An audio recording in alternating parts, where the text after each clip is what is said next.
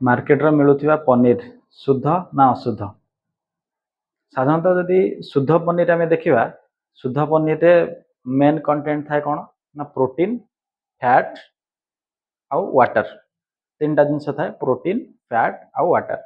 किंतु जदि आम अशुद्ध पनीर कथा भाविबा ताले अशुद्ध पनीर रे कौन हुए ना अशुद्ध पनीर रो क्वांटिटी को बढ़ाया माने अल्प परिमाण रो पनीर थिबो बट ता संगरे आम किछि एक्स्ट्रा बहुत सारा अदरकारी जिनस आम तादर मिसेबा तार क्वांटिटी को बढ़ाई देबा। तो क्वांटिटी बढ़ाई जोटा कि व्यावसायिक भितर आम अधिक लाभवान हो पारे से क्वांटिटी बढ़ाई आम किसी अपद्रव्य ता सागर मिश्रण करमती आम कहीपर जब अशुद्ध पनीर थी ताहले चारिटा जिनस बेसिकली मिसा जाउची। प्रथम है मैदा मिसा जाउची जोटा कि आम स्टार्च कंटेंट अधिका अच्छी जोटा गोटे टाइप कार्बोहाइड्रेट जोटा क्वांटिटी बढ़ाई पनीर क्वांटिटी बढ़ाई व्यवहार करा जाय थाए। सेकेंड कथा जब देखा सेकेंड रे हमर ऐड करा जाउची पाम ऑयल ऐड करने द्वारा कौन होची ना पनीर रो जो ऑयली नेचर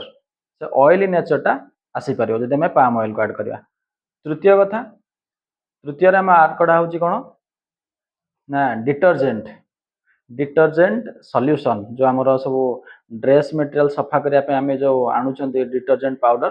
तार सॉल्यूशन बनै कि पानी रे मिसै कि तादरे ऐड करा होची जहां फल रे पनीर रो कलर व्हाइटिश कलर आसी पारियो धला कलर आसी पारियो। एंड चतुर्थ रे जेहेतु मैदा मिसा जाइए तो ताकू सॉफ्ट करने नरम करने किसी सफ्टेनिंग एजेंट किसी नरम करने किसी केमिकल मिसा जाऊँगी चारि प्रकार सब्सटेंस जोटा कि दरकार नथिला ताकू आमे पनीर रे ऐड करछंती कोथि ना आमे तार क्वांटिटी बढ़ाइबा द्वारा आमे अधिक लाभवान हो पारियो। तो यही प्रकार पनीर हमर मार्केट रे अवेलेबल अच्छी तो ताकू आमे जानिया पई गोटे सिंपल तरीका अच्छी कौन करें आम घरे परीक्षा करें प्रकृत में ठीक पनीर खाऊँ ना मिश्रित पनीर खाऊँ खराब पनीर खाऊँ। सिंपल कथा जेहेतु आम जब एडल्टरेटेड बा अपमिश्रित पनीर होते मैदा मिसो निहत भाव तो मैदा अच्छी मानते स्टार्च अच्छी तो स्टार्च को टेस्ट करने गोटे सिंपल प्रक्रिया हूँ आम ऐड कर 2 ରୁ 3 ड्रॉप